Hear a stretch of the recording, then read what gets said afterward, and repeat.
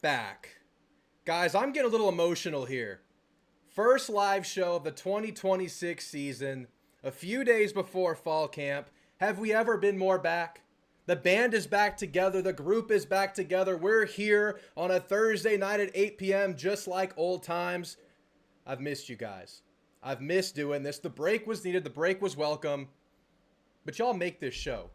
Y'all make this channel. There's no Drewtamu, whatever the hell I'm doing on the internet, without you beautiful Aggies. So thank you so much. This chat is like glitching out because y'all are all filing in and saying what's up to me. And it's honestly bringing a tear to my eye. I see BTTS rolling in late. Where you been, man? Good to see you. It's good to see all of you. I'm going to read off all the chat y'all are throwing in right now. I can't wait to say what's up to you guys. Football's here, man. Football is freaking here. And I know we're like over a month away from kickoff, but talking season to me, it's tantalizing. We're just a few weeks away. We don't know what's in this present we have right before us that is 2026 Aggie football. It could be amazing. Mike Elko, man, he's building something. And this is clear if you look at the program, if you look at what people in the know say about the program, and if you live it just like you and I do. It feels like we're going a certain direction that we're going to be very, very proud of.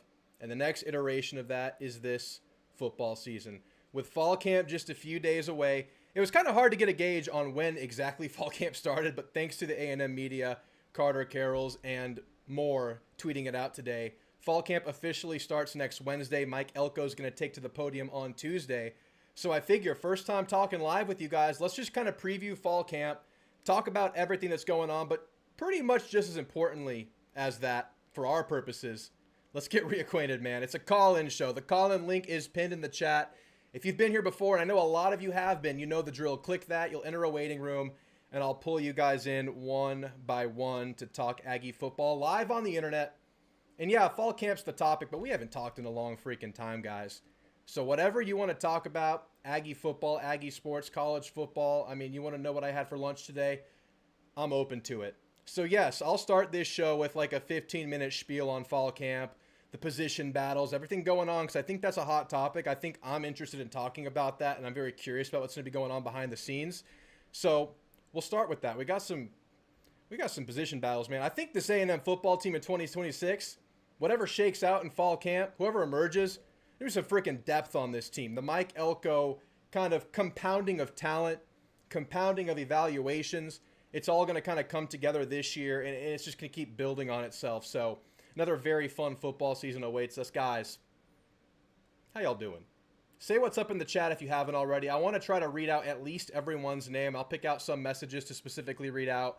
We're going to take some time and do roll call right now. So if you haven't said what's up, say what's up now.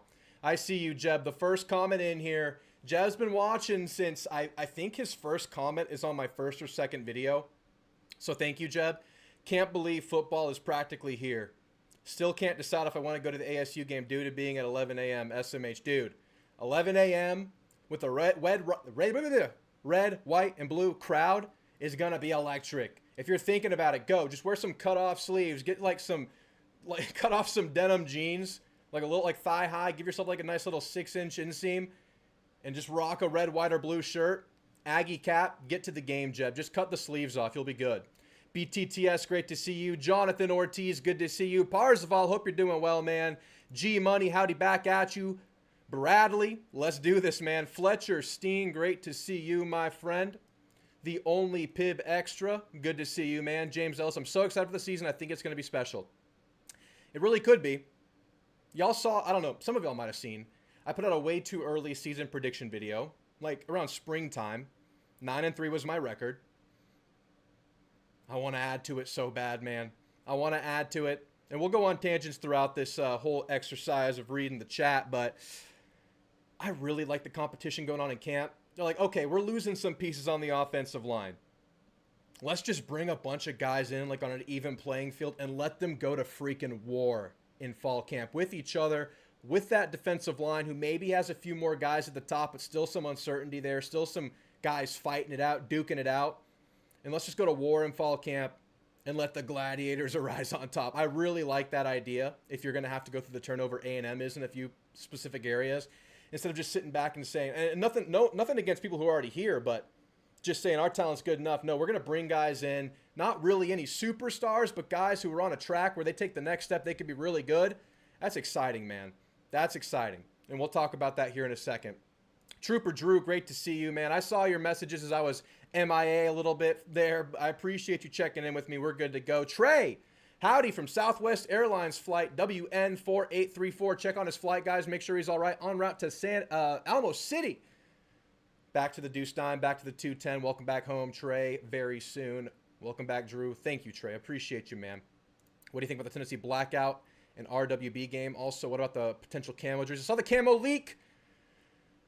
I'm not sold on the camo just yet, but I can be sold. I need to see him again. I need to see him maybe with a sample on a player and see how I feel about it. I've never been big on camo athletic jerseys, but look, I'll say this about the alternates.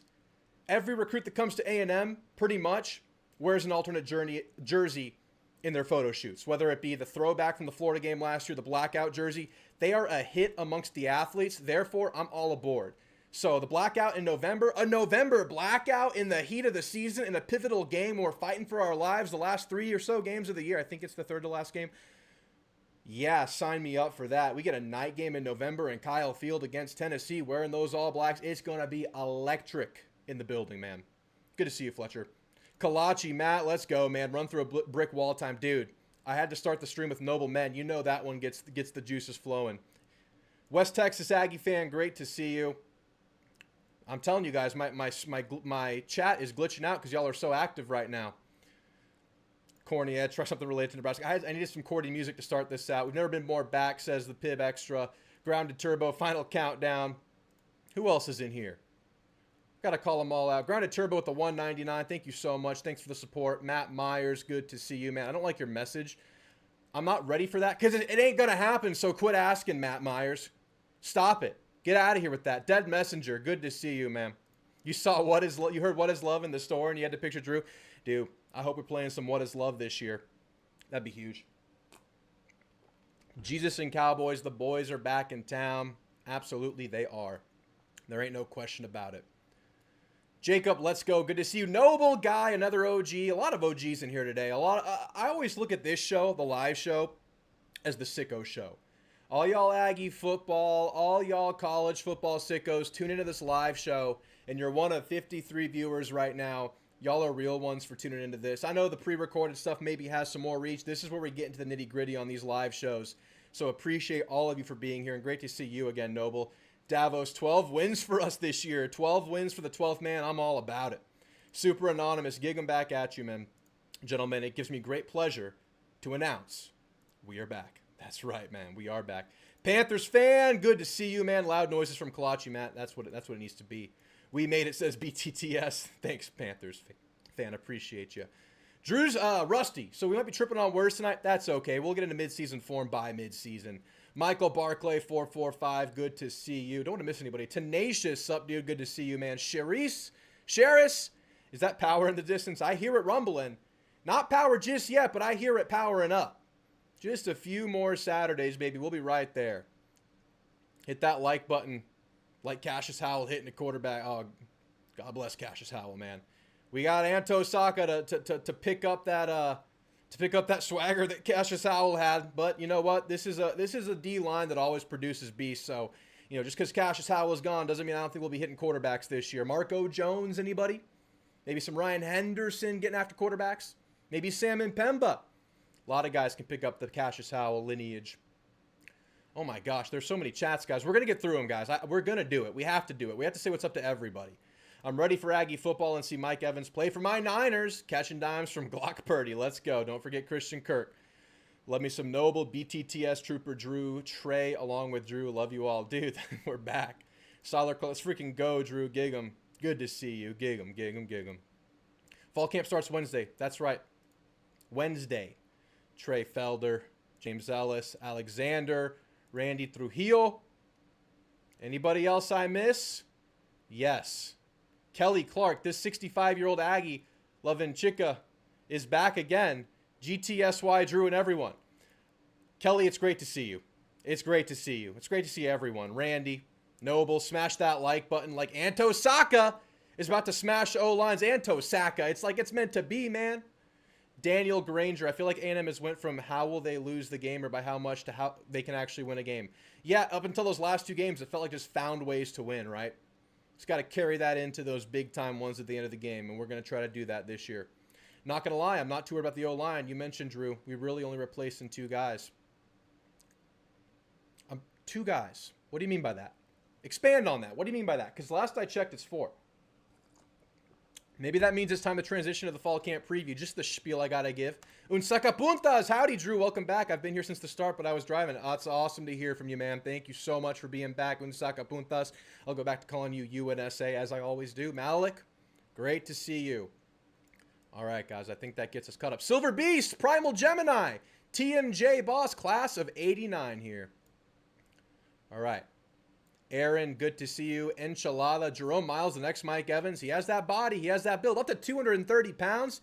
What'd you guys make of the updated rosters, man? A lot of weight gains, some weight losses, like by Mark Naboo. Interesting stuff. It's like, you know, we're seeing numbers on a web page or on a piece of paper, but, you know, you take it with a grain of salt. Like I said in the video, it's like you don't know if these guys had a triple cheeseburger from Whataburger before stepping on the scale that day. But I think overall, when you look at the big picture, you just see a lot of transformations, a lot of significant changes. And I think that's exciting because we know who's at the helm of that. We know it's Tommy Moffitt. We know what he means to this program and what he means to what he meant to LSU all those years. And I think it's a big deal. And I find it quite interesting that those 2 LSU transfers come in and they shave down their weight by 5 and 10 pounds in Cohen Eccles and Tyree Adams. I found that kind of funny because, you know, obviously that was his former team and those guys come in and shred up a little bit. I feel like I predicted 11-1 last year, this time on your show. Predicted again, because it worked for us last year. Had a pretty damn good year. Elko's left nut, I have arrived. Great that the left nut's here, just waiting for righty now. Thank you for being here, Elko's left. I believe that every weight change was intentional. Trust in Elko and Moffitt. That's what I want to believe. All right, guys. Call-in link is pinned. Let me see. Anybody already in there? Yeah, we got Trooper Drew, Joel, Caps. Caps is in the house, waiting in there. I'm going to go on about a 15 or so, maybe less, maybe more, minute spiel about fall camp, things we're looking for, competitions I'm excited about. Of course, we're not there. We don't know everything that's going on, the ins and outs, but this is just kind of the fan perception, what we see from afar, what we hope for afar, that we think is happening behind the scenes. So, guys, thank you so much again for being here. Like, comment, subscribe. Shout out to RHOBACK. Still with the channel, 2 years running, wearing all the gear. Appreciate all of you. If we're going to talk about fall camp, we got to talk about competition. We already touched on it in the pre-show. Starts in the trenches. Offensive line. 4 new starters. BTTS says 2 of those linemen were drafted in the 7th round, so how good were they? Truly, I think only the top-tier lineman we lost is Basantis. That's a point I did make in the trenches video I put out. It's that was my offensive and defensive line preview.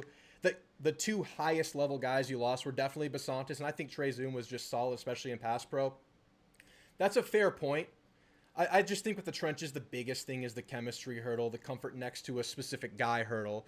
And you got new guys duking it out. I mean, you got the LSU duo we just talked about. You got Trovon Baugh from South Carolina, Wilkin Formby. I think it obviously starts with Mark Naboo. Mark Naboo, we know, shaved down 23 pounds this offseason. In my opinion, that could mean a couple of things.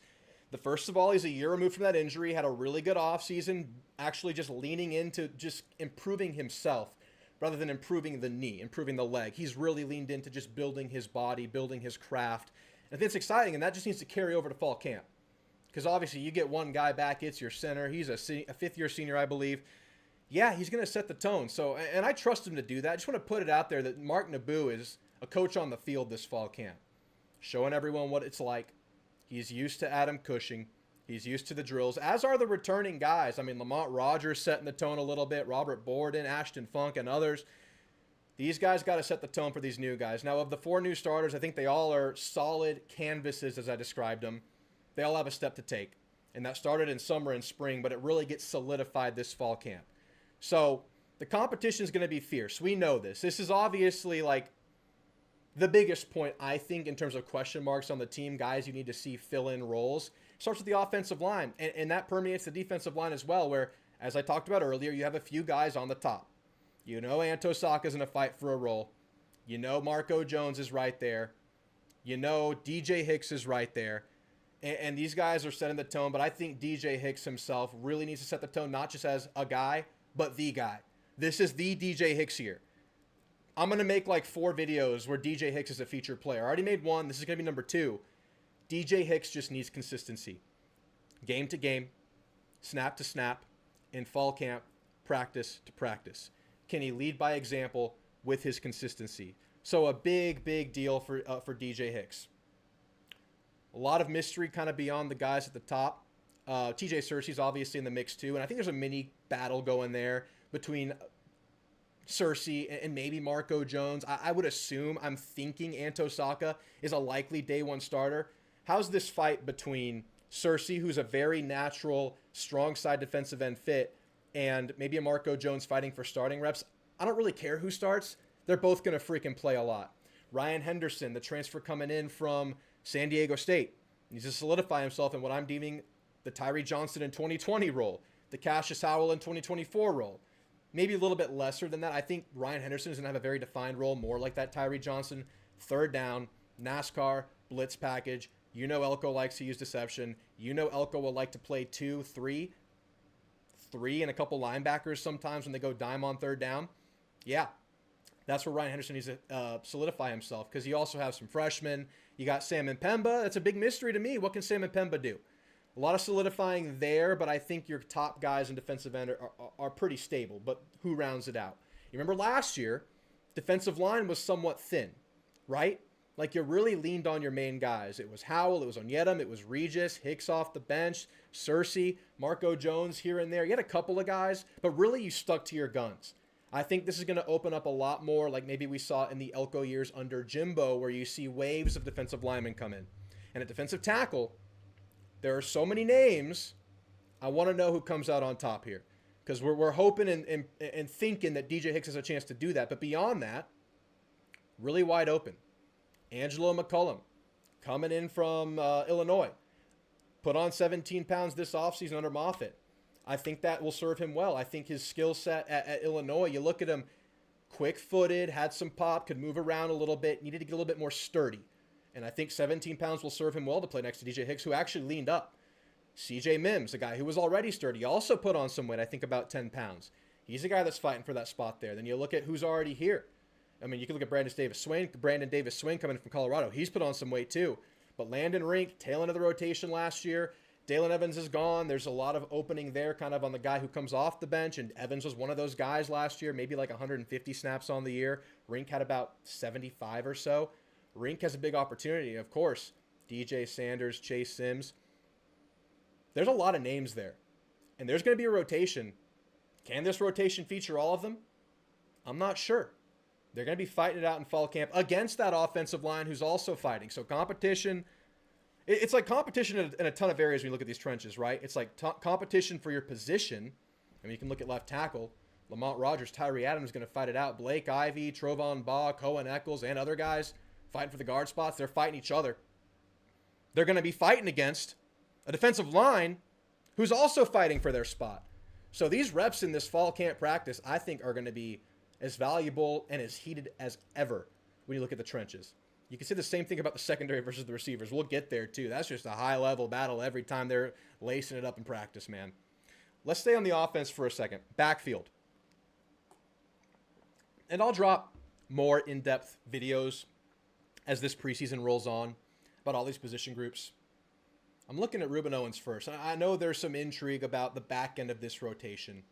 Elko was asked about Ruben Owens at SEC Media Days if he was being looked at as a clear running back 1. And maybe there's some coach speaking this. Maybe we're just not trying to put the cart before the horse here. But so we're going to hammer this out in fall camp. So I think there is a spot there for Ruben Owens as running back 1, obviously coming back. Played some running back 1 snaps last year when Moss went down. But Morrow, dude, we saw this guy in spring. We saw, we've seen clips, and take them with a grain of salt, but clips of his training in the offseason. I think he's going to be really freaking good at running back too. So, Owens, stepping up, being a leader, solidifying himself as RB1 and the leader of this running back room happens in fall camp. But Morrow, I think, clearly right there, fighting for maybe running back 1, but really just like a running back 2. You got to really I'm bullish on this running back room, honestly. I think I talked about this in my initial kind of setting the stage video. I'm bullish on this running back room as a whole. I'm a little bit more apprehensive about the O-line, just the chemistry hurdle of replacing four. But I like these guys because Tiger Ryden also put on weight. KJ Edwards, playing weight, 197 now. And we're looking at numbers on a page, but we know the skill sets here. You don't have a short yard guy. I think Tiger Ryden can slot into that E.J. Smith role. KJ Edwards can just be another guy in the rotation. I mean, these guys are all going to be fighting for that pecking order, fighting, for belief from this coaching staff in fall camp. So I think there's a pretty solidified four on the top, but the pecking order is really, I think, what they're hammering out and just honing their craft. That's the case for everybody right now. Let's talk about the perimeter here. I think it's pretty clear, the top of the receiver room, you're looking at Mario Craver, Isaiah Horton, and ABR. And they all got to keep improving. Craver put on 15 pounds. Horton put on a few pounds. Coming into A&M, he's got to learn some playbook stuff, and it's Holman Wiggins. And we haven't even talked about, getting accustomed to the Wiggins style. There's some, shifted terminology, some shifted ideologies, but I think overall the core is the same. Horton has to learn it all. That's going on now. ABR, keep improving. We saw his arc getting better on the tail end of the season. And beyond that, bunch of viable dudes, man. Aaron Gregory and Terry Bussey, I think right there, outside looking in, TK Norman right there. I'm going to hone in on Terry Bussey here. Terry Bussey, full offseason of work. Not injured this offseason. Elko talked about him not having a true full offseason last year. He had that this year. And he has a couple of years under his belt at the college level, some high-level college football games. Didn't find a way to get consistently involved. There was some skill set overlap, I would say, with him, Craver, and KC. Bussey can be that gadget guy. Bussey can be a reliable receiver in this offense. I'm looking at Bussey to take that step now as an upperclassman. Obviously, beyond that, Aaron Gregory put on weight, TK Norman. There's a bunch of guys in this receiver room who are going to be duking it out on the tail end. I think the top is pretty solid. But I'm looking at Terry Bussey, man. Steps are there to be taken. Wide receiver 4, specialized player for specialized plays and packages. It's right there for Terry Bussey. Tight end, in my opinion, room's wide open. Obviously, you got Riley. I think Houston Thomas is an early favorite. Keoti Armstrong, man, has he taken steps as a blocker? I mean, there's so much there in the tight end room that we don't know about. This is a big question mark to me that we're not going to get answers for until Saturday. I think this is fairly open competition. I really do. I think there are so many guys here that could make waves. I think Houston Thomas is a guy I'm pretty excited about from UTSA. Didn't have the best season last year that many UTSA insiders and fans would think he might have. McCowan, their quarterback, struggled last year. I think he's very much a guy who a change of scenery could really help out. Had, NFL upside if you talk to those guys going into the year last year. I think there's a good chance that he can make waves, but I'm looking at Micah Riley as a captain to kind of stabilize this group. Maybe those are the two we see on week 1. Wide open tight end room. We'll see what happens. All right, guys, let's move to the defense here. I'll read off a couple of chats before we do that. Do y'all think Formby jumping to 320 means they're going to try to have him at guard? Dude, honestly, the 295 he was listed at before, he was big, dude. I don't know if I buy 295. I think he's here to play right tackle. I really do, UNSA. Of course, he played guard really like that. He played guard better than he did tackle at Bama last year, so it's possible. Robert Borden played some guard in the spring game, so I think they're still looking at these guys as movable, as moldable. Maybe. They love Formby. Everyone talks highly about him. So I wouldn't rule it out. I would just lean heavily to him playing tackle. Adams was great at pass pro at LSU, but struggled against the run from what I've seen. That's pretty fair to say about all the transfers I think we got in from the portal. They were all a little bit better at pass pro than run blocking, specifically at LSU, very much the case. Obviously, that was Bama's story last year. Great passing team, didn't have the running game. And I think A&M's offensive line last year, you could say the same. It was at a higher level to a higher degree. The run blocking was much better here, but I think the pass pro was better here than the run blocking. So I think to BTTS's point earlier about maybe not having as much ground to make up with a couple of those players, I think maybe there's not as much ground to make up on the ground, on the running game, than in the passing game. All these guys got to take steps. Yeah, if Bussey doesn't do it this year, he could look for a new home next year. Don't even say that right now, Jeb. Makes me sad. Don't do it. Cushing going to get it right. Yeah, that's a name you got to trust right now. Absolutely, man. He turned this offensive line around at A&M. Give him the blank canvas and see what he can freaking do. Might be our best assistant coach. Him and Trooper, dude. I love Trooper. Houston Thomas should get the nod. Looks like we have more blocking tight ends and athletic ones. Yeah, very possible that's the case. I think Mike O'Reilly might be the guy, says El Bray. It speaks volumes. He was a depth piece last year, nominated captain. Absolutely, it does speak volumes. Got to see it.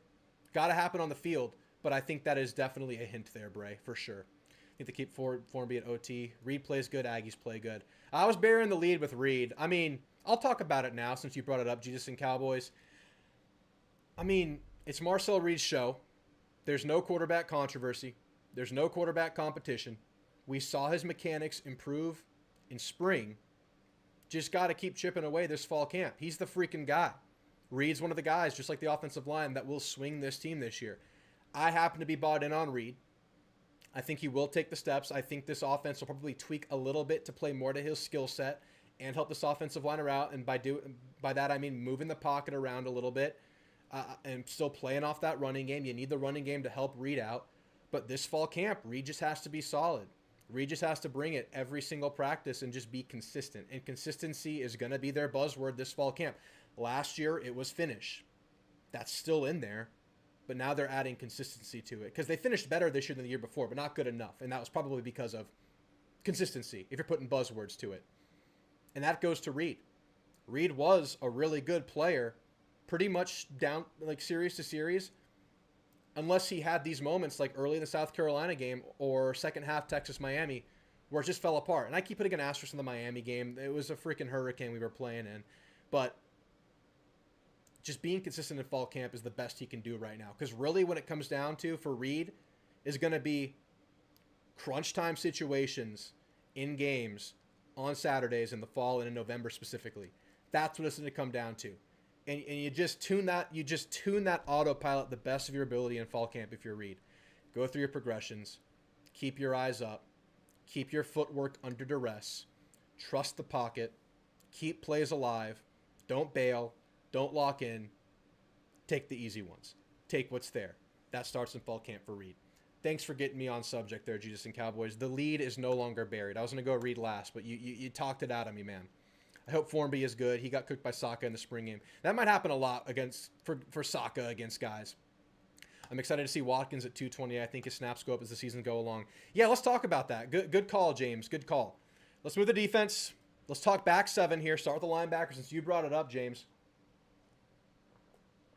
We are Sanfordless to start fall camp and probably the season. So I'm looking at a couple of guys to set the tone in fall camp. Noah McHale and Jordan Lockhart. McHale was a guy we saw last year, has some great instincts, really seems to be a ball hawk. We think he's going to be a really good linebacker at A&M. I'm penciling him in, but penciling him in very strongly as a day one linebacker with Sanford out especially. And Lockhart, man, fall camp standout last year. Garnered early comments from Mike Elko as a guy that stood out. I think it was a Andrew Monaco radio show on a Wednesday where he asked, any names surprise you? Any names? Maybe it was like a phone-in question. And he singled him out. He said, I think Lockhart's a guy we're getting more than we thought we would from this fall camp. And he got some early playing time last year, and it seemed like maybe the game went a little bit fast for him when we got into the big-time moments. In the big games versus Notre Dame, we saw Sanford emerge even after Scooby went out. But now, Jordan Lockhart time. Starts day one of fall camp. He really has a chance to solidify himself. And, of course, Ray Coney coming in, man. I think the comment from Hemphill in spring was, yeah, we see it there, but he's still trying to learn what we're asking of him. He's had spring. He's had a summer. They're going to have their pre-fall meetings and walkthroughs and everything they do pre-camp. He's in a half-fall camp. Ray Coney getting up to speed. But beyond that, Tamarian Watkins, man, started in the spring game. Was awesome.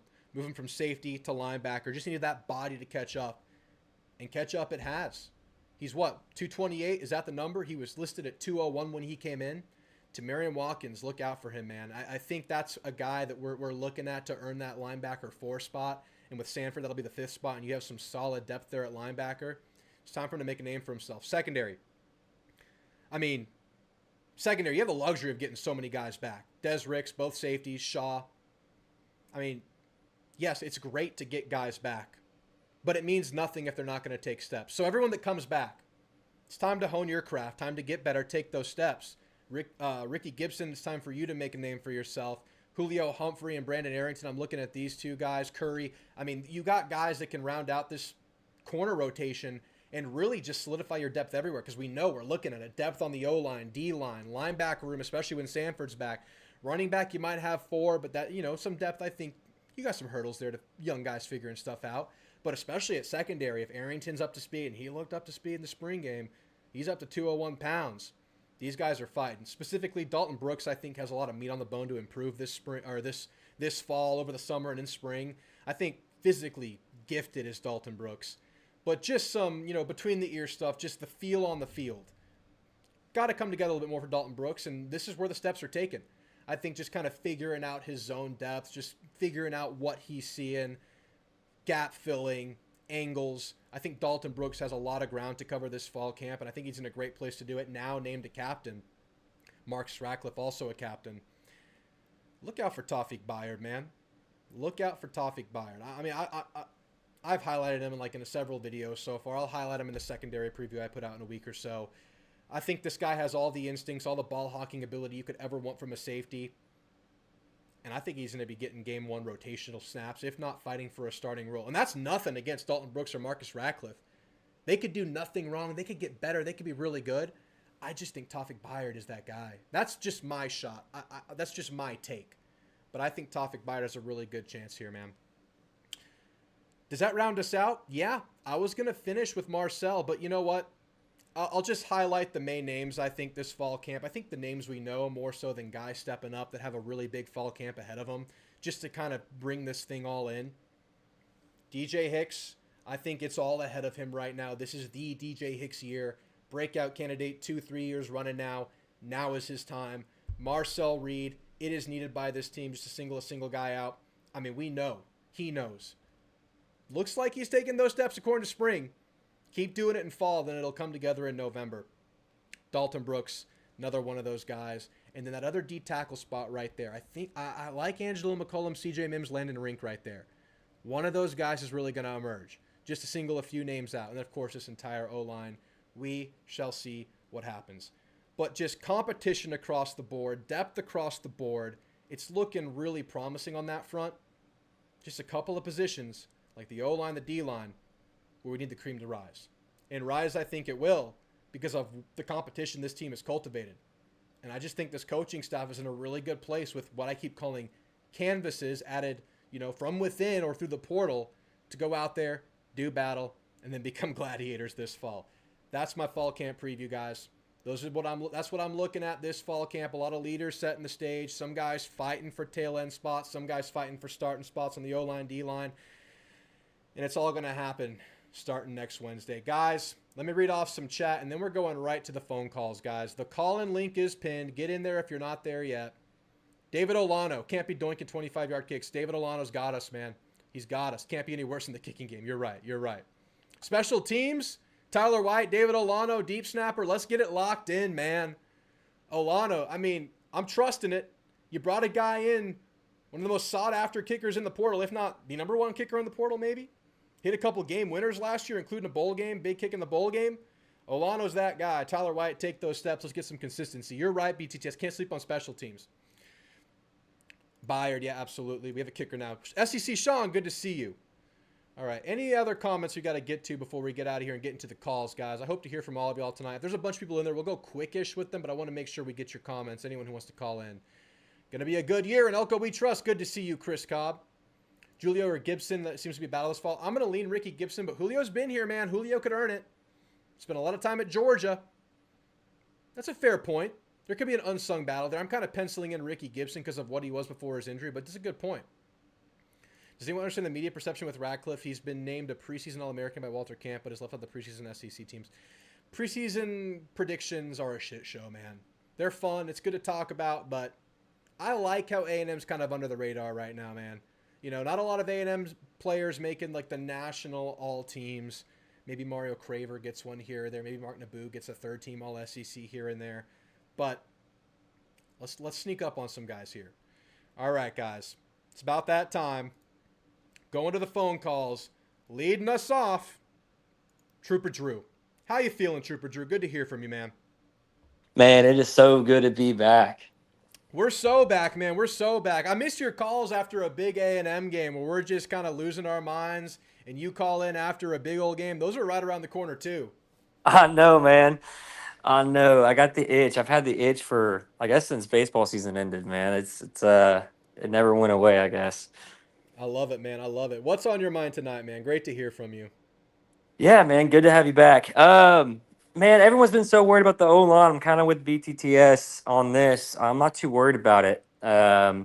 Watched an interview with On Three JD Piquel the other day, and someone asked him, without bringing in an Elko we trust about the O line, give us a reason why we can trust him, and he basically didn't.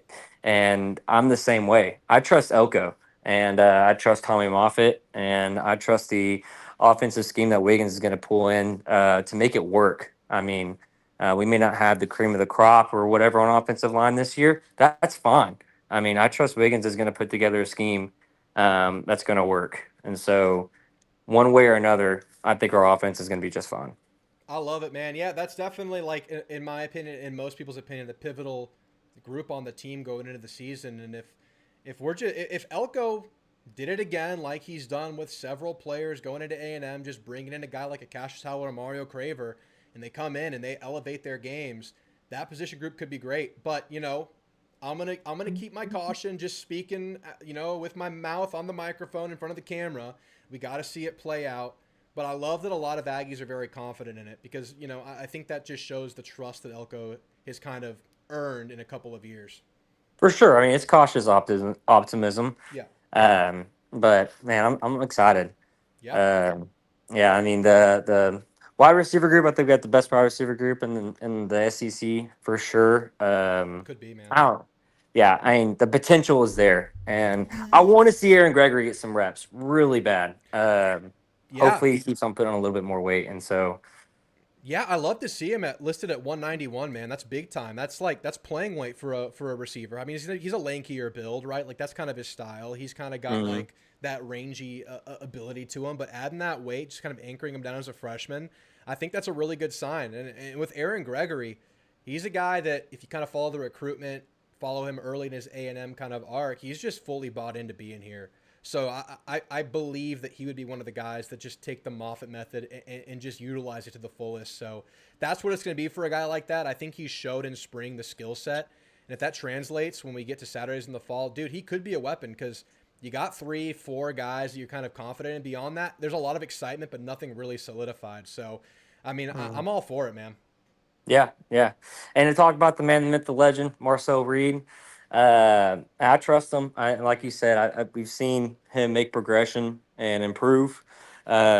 Hopefully, and I just don't understand why Klein wasn't using play action pass a little bit more towards the end of Yeah, the season. I mean, you look at his stats with the only one interception with play action. I mean, yeah.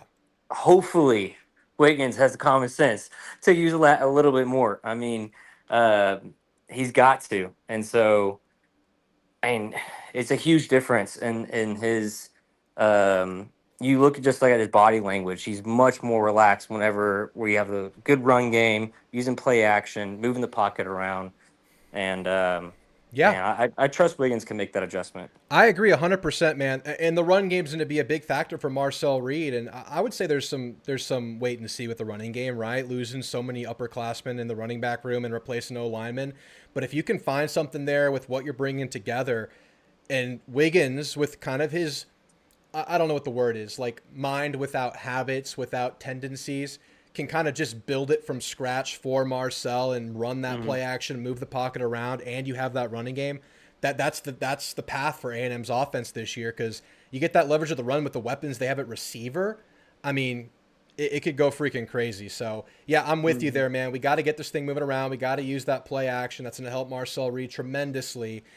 And hopefully, I think another part of the game is just not playing from behind, just being in a place where you can use your run and have the threat of run of all time at all times is Hmm. really going to help Marcel Reed out. So there's a lot of stuff that goes like hand in hand with run and the passing game and the play action that Wiggins and Reed are going to figure out in the running back room and the O line room. But that's part of like the experience of just kind of discovering a team with some new look groups. So it'll be a lot of fun watching it play out. Trooper Drew, I got to let you go. Got a lot of callers waiting. Appreciate hearing from you, man.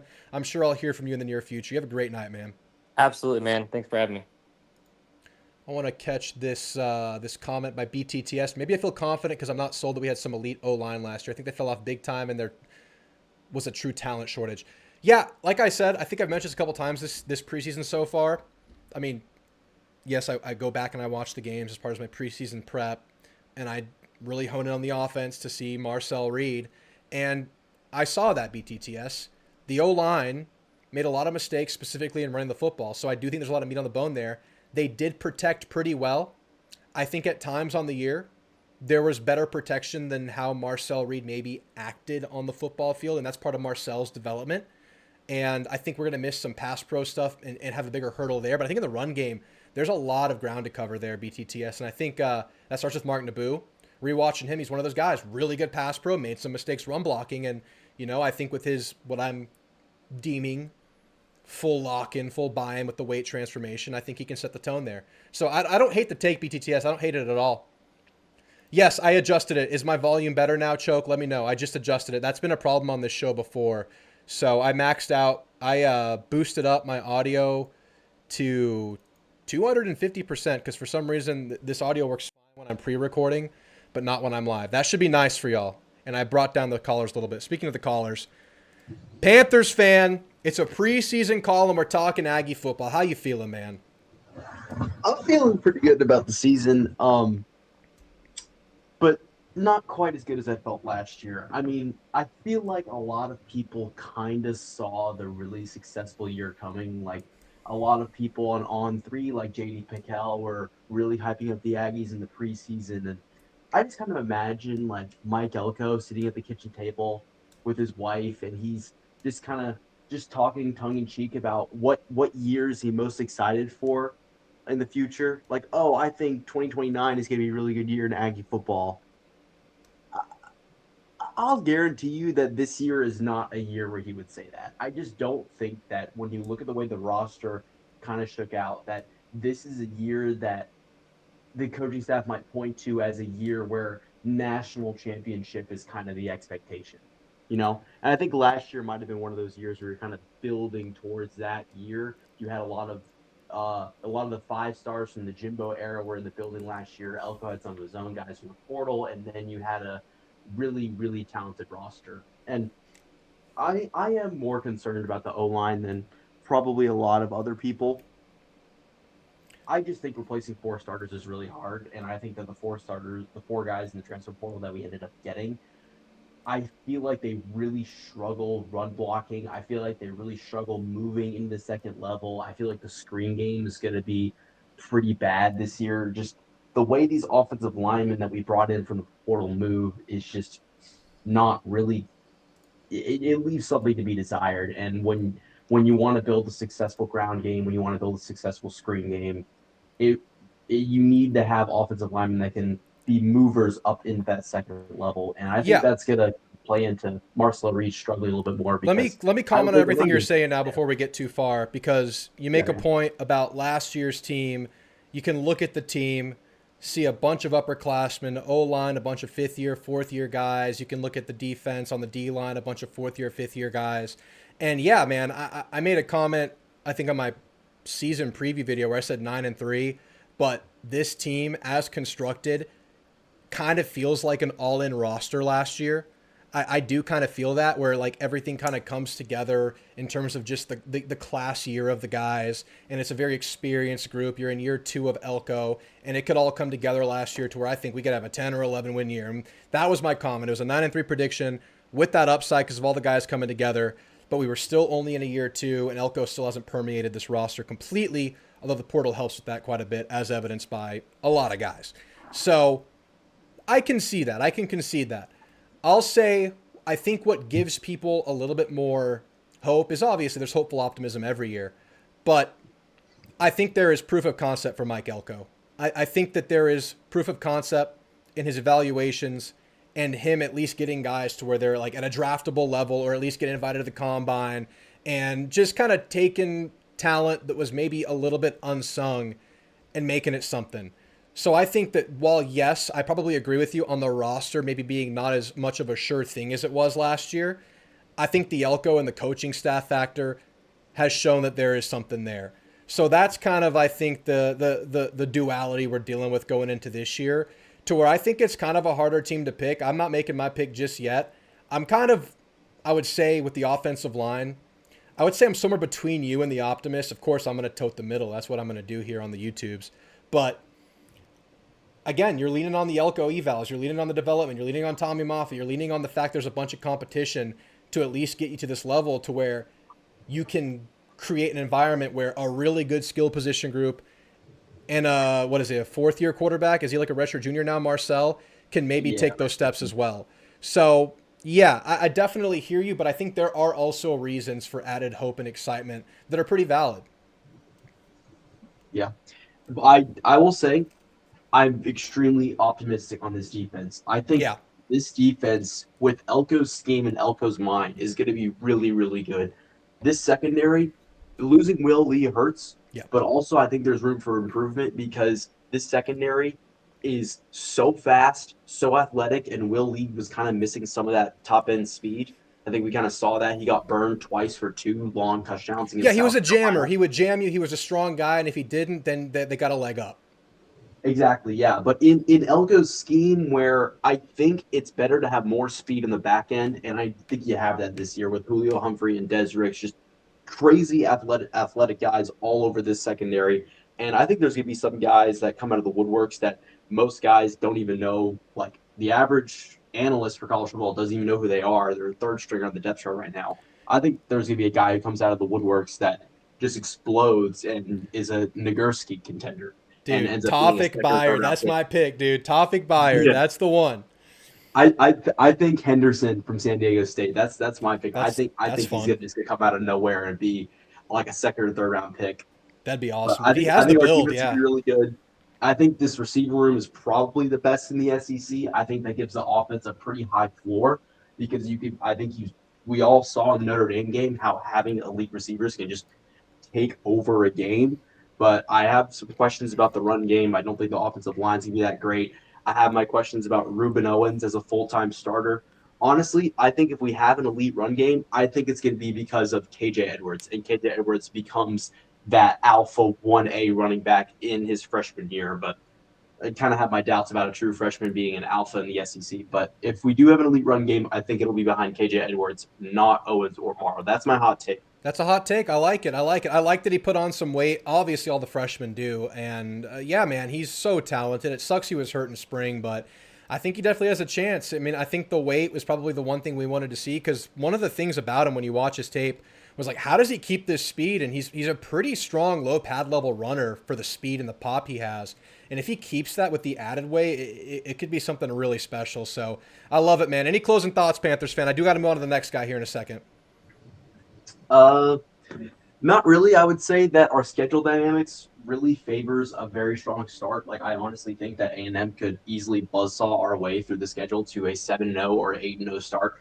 I think getting LSU in week 4, I think LSU is going to be kind of getting their feet under them a little bit. And coming off Yeah. that Ole Miss game, I think that we get LSU at a really opportune time. All the hard games are later in the season. I think we could easily get a nice 8-0 start, and that can kind of catapult us into contention. We can kind of ride that into a playoff appearance. I love it, So man. Yeah, thanks for the call, Panthers fan. You have a great night. you too. Yeah, man, I'm looking at that LSU game. I think I called it a loss in my way too early prediction. I don't know, man. I still got a deep dive. I'm probably going to put an LSU preview video out. My goal is to make a preview video for OU, LSU, and Texas at least, and hopefully more than that. I love where LSU lines up on the schedule, and it kind of leans to what Panthers fan was saying, where we have an opportunity to get off to a fast start. Because, yeah, they're going to be coming off that emotional drain or whatever you're going to call it against Ole Miss. That is a lot of new players and a new coaching staff. I mean, Blake Baker's back, but new head coach, all that stuff, new like a whatever amount of transfers and new players. That's a lot of hurdle to get over for a schedule for LSU that hits them right out the gates. So I think it's a great time for A&M to land them and a chance to gain momentum through the first 4 weeks of the year. Can't scoff at New Look, Kentucky. Obviously, ASU's coming in at 11 a.m. for the red, white, blue game. Those are some challenges, but I'm looking at that LSU game as a massive opportunity for A&M. All right, I got Noble, Kalachi, Matt, UNSA, and Caps coming up. We've been going for an hour. I'll be right back. Run to the restroom. Give me 1 minute. I'll be right back.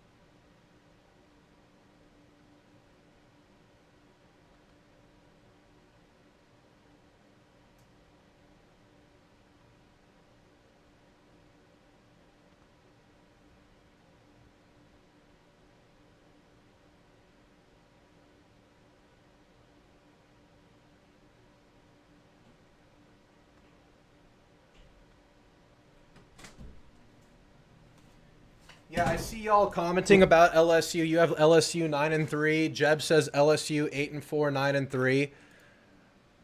Dude, they have like some of their fans. I haven't done my deep dive on LSU, so take it with a grain of salt. But I feel like it's a tough time to be like championship or bust. We saw like Stephen A. Smith and First Take talking about it. Like, do we? When those guys talk college football, it's usually comedy. But they do great at what they do. But it's just not ball knowers. That's a tall ask to be championship, like high end semis or bust in a year one.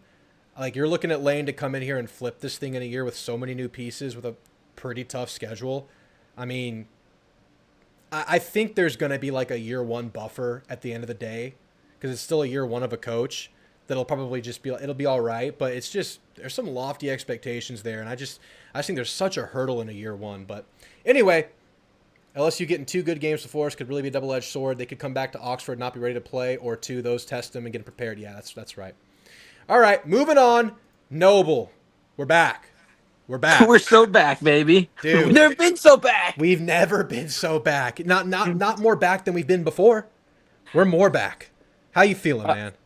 Pretty good. It's kind of funny. Like you kind of shut it down in the off season, and then some. I think everyone gets that feeling like a week before SEC media days. Where like, Yeah. oh, you feel like a breeze in the air, even though it's like 100 degrees. You can It's smell that, it. It's whispering to you. Oh, College it's, football is back. it's tempting me. It's pulling at me. Really, after 4th of July, it's like, this is the last break, and then we're locking the hell in. We're getting... You know what's so funny? Like, you're just browsing YouTube for content around SEC Media Days. There's like Oh, yeah. SEC Media Day previews, and then there's like SEC Media Day reviews, SEC Media Day power rankings. It's like, we are so back, man. We are power ranking absolutely nothing right now. This is beautiful. That's true. It's true. It's actually funny. Like in this day and age, um, like there's so much more media that you could possibly consume, but it's also this is probably the hardest time for anyone, like any kind of like news outlet or journalist or whatever, to really have a good take unless you're like a very specifically good at covering your own team on what like each team across the landscape looks like, because there's Yeah. been so much movement and transfer. So like I think people who just focus on their team are more valuable to listen to than like it feels like everyone's just like has like generic hot take, well, generic takes essentially about like just based on like coaches and their brands rather than the actual teams themselves on any given year. Dude, it's tier list and top 10 season right now. That's all we can do. We got to throw out some tier Yep. lists and say who the top Tier 10 list. defenses in the country are. And I'll click onto those every now and then. But yeah, it's like I took such a long break from talking football that I just had a bunch of stuff to talk about. So it's coming kind of easy right now. We had the weights drop yesterday, the roster drop. Made my life real easy last night. I didn't have to think about that video. Yeah, this is the real football season now because now we can get past speculation and we'll get even more information when fall camp goes down in a week or so. Dude, I haven't I- mentioned yet, but hey, everyone, let's just, prayers, throw a penny in a well, whatever you want to do. No injuries fall camp ever, please. yes. Please. I haven't mentioned that. I have to mention it. I'm obliged. No, of course, of course. Actually, that being said, not that injuries aside, but like, so if I think one of the things that makes A&M so hard, because I think people generally don't know how to predict A&M this year, they're giving Elko like the benefit of the doubt, so that's why we're coming in like I think we were picked fourth in SEC rankings this year. And like in years past, I think like if you had to lean on a blind ranking from outside media, to where A&M would land, it would not be top four, especially in a 16 league conference now. Yeah. So that's the Elko trust factor in that. So that's really cool. Yeah, what was But A&M on the media rankings? I think they were like they just edged out fourth place or third place just above OU, is that right? I forget. It was I right think it there. goes back and forth between Oklahoma and A&M between third and fourth. I think there's a lot of trust in that That's Oklahoma major. defense. Yeah, of course. Understandably so, because that's pretty stout. Um, and I think the only thing that takes us away from being like such a known factor is the fact that we have so many unknowns. Like we have, I think there's a lot people know we have. I think we probably might be one of the deepest teams in the SEC across the board in talent, but like none of the talent is like it's not like we have a Cam Coleman at wide receiver or a elite quarterback, like a top three quarterback in the conference, in the at the heading of the helm, or even like a true like defensive edge player or anything like that. It's just a bunch of like guys who are really really good, and they know that, but then it's hard to like pick a name. Yeah, It's just a that's the thing national here, standpoint. and like I would say, Marcel Reed's like just outside looking in on that conversation when you're looking at the general SEC standings. Mario Craver, what was he? Was he a second team All SEC He preseason was, pick? yeah. I think Mario Craver was probably the highest ranked Yeah, A&M player. and you wouldn't see Reed on any of those. Maybe Naboo was third team, but yeah, you're right. There's not a lot of like high end known commodities on this team. So hey, maybe that makes us harder to scout, right? Like you don't know who it's going to be, but yeah, Yeah, that's definitely a factor in the thought process towards A&M because I think Elko in a year 3, if you had a bunch of just upperclassmen coming back O line D line this year, it would be a top pick. But you're still getting that love because of what Elko's shown in a couple of years here at A&M, where people have struggled to produce with talent. So he's doing that. yeah. Elko's up has been ahead of schedule, so it's kind of weird because usually year 3 is what you build up to, and it felt like year 2 is kind of what we like really like came onto the scene first of all. But I think this year in particular, it's all about like it's good. This is going to be a true testament of iron sharpens iron because we have a lot of iron in the cupboard. And I think we need to see. I think if we have success, it's going to be all about Elko's culture and that's competition proving through, Yeah. and not just like in fall camp, but like we can't just get. We're gonna have to get better throughout the season, and I think part of the reason why you bring in all those transfer O linemen is because like I think ideally. You like I think Wilkin Thornby will be is almost guaranteed to start on this line. Yeah. So do I. But I think everyone else is beatable. I think like the experience they have is going to be is it gives them an edge over all like the talent we already have we recruited. But in an ideal world, I think Elko would really like his own guys to win out, and like having those guys in there. Yeah. Dude, I'm From sticking to it. That was my prediction coming out of spring. It's like, yeah, I think a transfer or two will start, and I think there will be another little 7-man rotation like you had last year. And it kind of solidified as the year went on. But I would be shocked if one or two of Elko's guys or two of the homegrown guys aren't day one on the football field. Like, Borden or Rogers or Ivy or Funk, who's been right there the whole time. Like, you're gonna see that. I think I'm with you, and part of it was just to sharpen those guys. I think that's what you're getting at, and just bring the best out of those guys, yeah, and not have it handed to them. Because like if you didn't bring 4 guys in, you bring maybe 1 or 2 guys in. It's like kind of easy street, right? And now, like you could lose it, or you could go out there and freaking earn it, and that's gonna sharpen them. yeah, I think this was probably the most like competitive like roster I've ever seen. Competitive as in like guys going against other like, our own guys Yeah, constantly. And this is I think this is gonna be maintained throughout the season because none of these like even these transfers like they have they're upperclassmen, they have experience, but they can't slip. Like for sure. these young guys will definitely take their job by like mid October if something's if the transfers start. There's no guarantee that they keep that job. O-line, you don't want to constantly switch out, but Right. like if it proves over and over, like, hey, we got young guys who like at this point, like, we know what you are and we like the baseline, but if we like if we like more the upper end, especially come November, because I think especially when we play like some pretty damn good teams in November, Mm-hmm. like I think like you'll know the names by November at that point. I think we don't right now like it's all like if people are picking levels like we are not like we don't have names like Ohio State or even Texas guys do, but what we can have that in November because we'll have a whole season to work through. And I mean there's no hiding from November this year. We're about to really find out what we're made of, and if we can we don't need to like I think we need to try to escalate our game in November, not just try to ride it through. Yeah, that's going to be the time to do it. And I love like this is a small thing, but I love the placement of the blackout game for Tennessee because right there you're I fighting do for your too. life. A little more added Yeah. hype for a game that's a big game versus Tennessee, but you have 2 like old school Big 12 rivals coming right up in OU and Texas. It's like let's lock in a little bit for this Tennessee game here at Kyle Field. And I think that's the order, right? It's Tennessee, OU, Texas, or is it OU, Yes. Tennessee, Texas? No, we got OU right before Texas. Yeah. Yeah, okay. So, yeah, I like that right there, just to bring that urgency later in the season. But, all right, Noble, I love your comments, man. I got more calls. I'm going to keep it moving, but I'm sure I'll Of hear from course. you in the next show or Good to have so. you back. Gig 'em, everybody. Giga, man, great to have you. Good stuff from Noble. Kalachi, Matt, you told me you were going to call in and you wasted no time. How you feeling, man? I keep my promises, brother. You did. You wasted no time doing it, too. I appreciate it, man. How you feeling, man? I am ready for football. Hell yeah. My goodness. I know, man. I am with you 100% starting off. No one at ESPN outside of College Football Live or the SEC Network should ever comment about college football ever. It's painful, man. Like I love like, growing the brand and bringing exposure, but the takes are rough. They're not good.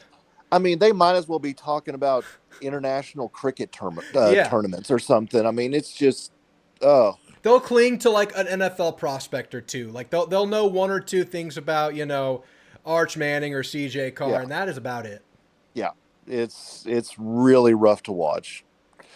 So you're not LSU championship or bust then? Is that what you're trying to say? Because that's what they were saying. No, and I think a lot of people are like, it's almost like they're treating it as if Lane, like this is year 3 of Lane Yeah. Kiffin at LSU, and it's not. It's right off the bat with all new players and a whole new scheme and all that. And it's like no one walks into a situation like that and wins 11 games. Yeah, not even the Portal King. No, and yes, do they have some really nice players? Absolutely. Oh yeah. But yeah, this is still the SEC. You still gotta, go out every week and produce. And yeah, I don't know, man. It also just kind of seems like it's just like a circus over there. I don't know. Yeah, I do kind of respect how he handled media days, right? Like he, filibustered the whole thing, just kind of talked and tried to keep it, away from the questions that were going to be asked. He handled it fine, but, the media circus is going to be there. The attention's going to be there, and he's going to have to oppose that. He's going to have to go against what he loves. And I'm speaking on LSU. Again, I haven't done my deep dive on LSU like I will here in a couple of weeks, but I think he's taken the right steps. Like not seeing Lane Kiffin tweets the last month or so has been really strange. So I guess that's a start. But anyway, yeah, that'll be a week 4 deal. That's coming pretty quickly for us. But let's go back to A&M here, man. Yeah. Give me your key thoughts. Give me what you're looking at. How you feeling about the team? I'm definitely aboard the Tawfiq Byard. Yes. No, that's perfect. I'm that's definitely perfect. on board him and the Tamarian Watkins train. Oh yeah. Tamarian Watkins, that dude is going to be 245 Dude. playing linebacker by the end of his days at A&M. And with some safety footwork, some safety instincts. Yeah, man. He is the next Sonny Styles. That's what people should get used to, because that's the kind of guys that they've got back there now. I'm not poo-pooing the Fromby, offensive line stuff. A lot of people are down on him on what they saw at Alabama, and you played O-line. I played O-line. We both know that the voice that you hear at practice and the scheme that you're in as an offensive lineman can be just as important as your skill and ability. And I really think that I'm all for, if a guy is not producing after games 2 or 3, to go another route, but let's see what he looks like. Yeah. Let's get him out. Let's get on the field in our scheme. And that's the other thing too. I'm willing to see what Holman Wiggins is going to do, because you take the last 2 basically offenses we've had, seems like it's been more about the system and not the players.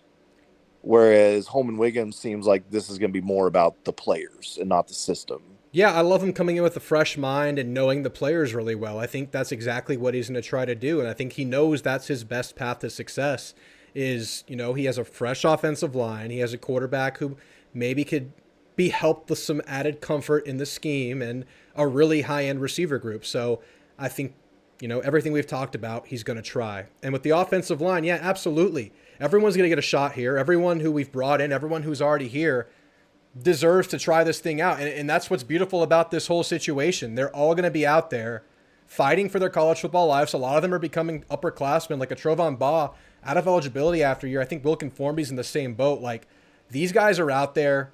These guys are going to be just, I don't even know how to describe it. They're giving it everything they have right now. So I think that's great. And to your point about, being talented and being the best available, you got to be able to do what's asked of you. And that's really what it's going to come down to. Where does the talent meet the scheme, meet the assignment, meet the playbook? That's what it's going to all come to. And that's going to happen over time. Yeah, for sure. And one I would say one last thing about our running back rotation. If you really think about it, what we have this year is awfully reminiscent of what we had in 2012 when we had the sort of senior Christian Michael bulked up running back that had been banged up for a couple years. And then we had a little unknown guy, little scat back, Ben Molina. Mm-hmm. And we didn't know how it was going to work out in the SEC. And it was like a perfect marriage. Yeah. Of, and if Owens isn't just the, wonderkind, the man kind of running back who the bell cow, then it's just going to be a split thing. And hopefully Morrow gets about equal reps. And then you throw in KJ Edwards off the bench. Yeah. And try to hit a home run. There's so much talent in that room. Yeah, it's unproven. I think Owens has more to show. Morrow showed some glimpses. He has more to show. Edwards and Ryden have talent, man. And people emerge all the time at the running back position. We got 4 really, really strong options, man. I'll keep saying it. I feel pretty dang good about the running back room. Probably better than most. I think you're there with me. And I think the offensive line is going to be the thing that really swings it. But I just feel good about the talent there, man. And rewatching those games, I keep saying I watched the games. Yes, I watched the games. I thought Owens had a solid stretch there from when Moss went down to about the Texas game. In the Texas game, we know he got dinged up the game before, and he just didn't have his footing. He would try to plant, and that foot would give out underneath him. I don't know if it was the surgery healed foot. I don't know which foot it was, but there was something off. I don't know if it was the turf in DKR. There was something off. But before that, he was getting some forward lean. We know he has the one cut and go ability. And now he has a full off season. I don't think Owens is going to struggle this year. If I'm wrong, I'll call it out. I'll call myself out. But there are other people there. Like you said, it could be a 4-man group.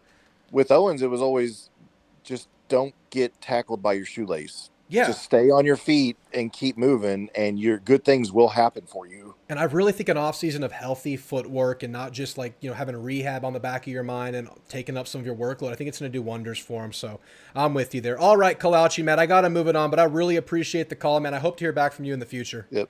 See ya, brother. Love the show. Keep it going, man. Thanks, man. Appreciate you. Have a good night. Later. All right. And then there was one. UNSA appropriately named in this here waiting room. Appropriately named in this here waiting room. How you feeling, man? Great to hear from you. Howdy, brother. Howdy, brother. I'm good. Welcome back, Drew. Thank you. It's good to be back on the verge, dude. We got college football coming up. I'm excited. Could only stay satisfied with the crappy EA game for so long. Oh, have you been playing it? I don't have a Xbox, so I finally, because it's on PC now. Yeah. I've been playing. Nice. I'm going to pull the trigger here in a couple weeks. Is it pretty good? Because I'm going to play it on stream. I think like 2 or 3 weekends before the season, I'm going to play some on a Friday night. Is the game feel any better than before? Because I've never played the old ones. Apparently right. It's worse than the previous, though. So. Damn it. Okay. Well, I'm going to play it for the rosters. Fair enough. But I got what I want to say is, so, there's a couple areas of unknown, where everything's still a question mark for this coming up team. The first one that I don't think is going to take too long is we got the new offensive coordinator, Holman Wiggins. But, he's been in the system. Marcel Reed and Wiggins have been working together. The wide receivers have been working together with Wiggins for a few years. So, and it's like, he coached for Nick Saban. And so people are saying, what's A&M going to do without their classic offensive coordinator? But I don't know if this is true, but I've heard rumors that Coach Wiggins apparently he called plays in spring games for Alabama, which, at the time that was, prime Bama, I'm not exactly, that inspires me with a lot of confidence, Yeah. I didn't know that. That's awesome to hear. Yeah, I think he called plays this spring game, and I think it was pretty competitive out there. that's a rumor, but I mean, I wasn't able to find it. His Wikipedia page Well, doesn't have that regardless, info. just working under Bama and then all like the whole tree of the receivers he's coached and Exactly, how he's all those elevated superstars. players and what he's done for those guys. It's just like obviously a candidate to take a step up. For sure. So I'm excited about him. I don't think losing Klein, and you got to give Klein credit for coaching a pretty great offense. Yeah, and I but tried to every I don't chance I think can. I don't think it was perfect, but I try to give him credit every step of the way. Yeah, I don't think losing Coach Klein is really going to kill the offense, even though he is responsible for a lot of offensive growth. Yeah, yeah. But then what I was going to say, Drew, is honestly about the two big question marks in the running backs and the offensive line. I think my opinion is kind of the inverse of what you're thinking. To start with the negative, I'm not super bullish on the running backs, to be Okay. honest with you. Morrow and Rubens and Owens are phenomenal players. They're super talented, and obviously, Baker and Edwards, ton of talent. But they're freshmen, so they're inexperienced. Where we're losing Le'Veon Moss and EJ Smith is like to replace those guys with two freshmen that haven't built up the experience yet. Is because we've seen in the past 2 years, both years, when we lost Le'Veon Moss, the running game just nosedived. Mm-hmm. So, I mean, I'm a little worried that we don't really have the depth that we've had the past couple of years. And even those 2 years, we probably would have liked a deeper running back room. Yeah, I would agree with that. I will say I think Ryden has a chance to make waves with his size and what he could be here, but that's definitely an unknown. And last year when Moss went down, the way they made up ground in the short game was EJ Smith, and you don't have an EJ Smith now. So, yeah, you're definitely missing Moss and then the aggregate there. And you can think back to the Notre Dame game, like 3 short yard touchdowns by Moss. Like, I don't know if you get those without Le'Veon Moss. So, definitely some shoes to fill there. Like, I'm with you, the top two. I feel like there's a lot of talent there, still some to prove between Morrow and Owens. But, I mean, I don't know. I have a feeling about these back two guys, but you're right. There's a lot to prove. There's a lot of unknown there. So I think you're fair in your take. Offensive line, you're feeling a little bit better, though? Yeah, I mean, that's the thing is it's true, right? We've lost 4 guys to the NFL draft. So pretty much, an NFL ready not NFL ready, but like a line that's full of real NFL talent. Yeah. That's going to be tough to replace. Yep. But the thing is basically what I feel about the offensive line is Coach Cushing is literally him. Yeah. I mean, he took those same 4 guys were a part of one of the what was like one of the worst offensive lines in the SEC, and then he came in, and now they're going to the NFL. Yep. Exactly. And so we've got those. We have the young guys like Lamont Rogers and all those guys, those 4 or 5-star recruits that they're not true freshmen. They've been sitting behind the old line. They've been developing. And then we bring in 4 veteran SEC players, even though they're coming in from weaker offensive lines, but they're coming in and getting to work with Cushing, who was elevated players from weaker lines before. And now they just get to duke it out. And I think that's going to produce a pretty good starting lineup. I do too, dude. And like I've been describing this on the show, and it's like these are very similar to game reps in that they are real stakes reps for all of these trenches. Most of the offensive line player this fall camp, like especially the upperclassmen, they are fighting for their NFL lives out there. They are fighting for playing time. They're fighting for a role at Texas A&M in the SEC in 2026, and that's just going to make them all better because they're fighting. The guy across from them's fighting. There are guys on this defensive line fighting for the same stuff. Like that has to yield some result. Like it's going to. And that gives me a lot more confidence as well. That's kind of where I'm at. I'm maybe, like I said, in the middle with the offensive line. I'm not stellar. I think I'd be happy with like a BB minus offensive line this year with the weapons around it. Very happy with that. And I think that's kind of my goal right now. But I'm with you, man. That competition is gonna, really produce some players, I think. That's fair enough. All right, man. Well, you called in. I don't think I've ever heard from you before, UNSA, Unsakapuntos. No, I really just started getting into I've been vaguely following the channel since last football season, but I didn't start hanging around all the streams till baseball season. Yeah, I saw you hanging out in there. It was good to have you there. Good to have you here. We'll make this a regular thing. Yes, sir. Well, it's good to have you back. All right, Gig 'em. man. Gig 'em. Thanks for calling. You have a great night. All right, guys. And that is going to conclude the calls. That's a show under our belts, guys. 2026, episode 1, done. I'll read off a few more comments right now while I think we should let Hadaway take this one away. What is love? Guys, we got a whole season ahead of us. A whole bunch of college football and Aggie football to consume, enjoy, love. It's all in front of us right now, man. One of my favorite times of year is early in the college football season. I mean, I think preseason's probably up there, but I think like the first month of college football where you're learning your team, they're on the field for the first time. It's just so much fun, and that's all right here. All right, guys, closing thoughts. Throw them in the chat. I'll read them off while Hadaway sings us out of here. Give it to me, y'all. Give it to me. Caller said our running game fell off a cliff after Lev went down. Ruben put up 4.9 against ARC, 5.5 against LSU, 7.8 against Miz. Fell off against Scar and Sips, though. Yeah, it fell off late. Like I said, I thought Ruben kind of bridged the gap there. Right after Lev went down, it was like those few games you just mentioned. It was serviceable. LSU Marcel had a big say in that, too. But, you know, he got dinged up and it wasn't the same. Morrow had some moments in there, too. EJ was huge, though. How many clutch moments did EJ have? Even against Arkansas, EJ was huge. South Carolina, EJ was huge. So, EJ Smith role. Can we at least find that with this room? I'm looking at Tiger.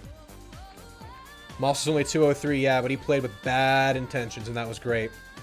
I like Ryan, but I think he's still a year away from really contributing. I bet KJ Edwards becomes running back 3. We'll see. I'm just looking for someone big who can move the pile. Tawfiq Byers season. Let's go. It's going to be a fun season. Thanks again, UNSA, for calling in. Rudy! Let's go win some shit. Amen, Rudy. Gig him back at you, man. I think Moss played in too many games last season. Maybe he did. Can you briefly discuss the position changes you mentioned in the weight video? Oh, I was joking around. I was just thinking, like, who's an example? Coyote Armstrong at 285, left tackle. I was joking. There's no position changes happening that I know of. It was just like KK literally changing positions. KK Johnson, that's his name, right? Incoming freshman tight end. Moving from quarterback to tight end. Literally changing positions. I was being tongue-in-cheek there. Grounded Turbo. And also, just to clarify, in that video, people had questions about this. I said Marcel Reed has been at 185 the last 3 rosters. I did not mean 3 seasons in a row. I meant the 2025 fall roster, the 2026 spring roster, and now fall 2026. He gained weight from 24 to 25. And he's kind of stuck there since then. But that's fine. Like I said in the video, that's not what I need from Marcel right now. Yeah, it'd be great if he did. But I need him to just keep improving as a quarterback. Apparently, EJ had another year of eligibility. Damn, don't make me feel that way, man. Truth Tiger is there, but I don't really trust him since he only played against Stanford. Yeah, that's a big development piece. I just think the size is there and the profile is there. I'm putting some hope there for sure. I would not be shocked if Edwards takes a couple snaps. I almost expect it, man. Fall camp will tell all for this coaching staff, and we'll find out come week 1. Got a game in week 1 maybe to try some things out, but I would say week 2 or 3, you got to be on, man. You can't. We're not messing around with Kentucky and ASU at all. That's all hands on deck. I would say those are great games to get you into college football, leading into LSU and beyond. Marcel had a better. Oh, we're talking Arch right now. I missed this. Y'all talking Arch? Marcel had a better completion percentage than all of Arch, Levitt, and Sorsby, and basically identical to Mateer. Let's go, BTTS. Fighting the good fight in the comments. My road to glory with KK was literally... my road to glory with A&M KK was literally him. That's awesome. That's awesome. All right, guys. Beautiful show. We got it started. I'll see you guys next Thursday. We'll make this a weekly thing. Obviously, we got watch parties coming up during the season. First watch party of the year most likely will be LSU. If I don't go to any of the home games, early home games though, I'm going to game 1. I could see a watch party happening for ASU or Kentucky. So y'all look out for that. The weekends leading into the season. We got the A&M Dynasty on CFB 27. We're going from start to finish, I think 3 weekends before the season. And then 2 weekends before the season, I'm thinking we do a call-in show on a Friday night. Maybe I'll ring dunk or something. Maybe I'll drop a couple of drops of the hot sauce over there that's still there into the ring dunk, and we'll do something crazy to celebrate the start of the season. But guys, thanks for tuning in. I'll see you in the next one. Make sure you like and sub. Check out RHOBACK if you haven't. They've dropped a bunch of new A&M branded apparel. They got like a nice striped, clean looking golf shirt with A&M logo right there. They got the kids apparel. They got the dog bandana. Use code TAMU20 for 20% off your order, guys. Thanks so much for being here. Gig 'em.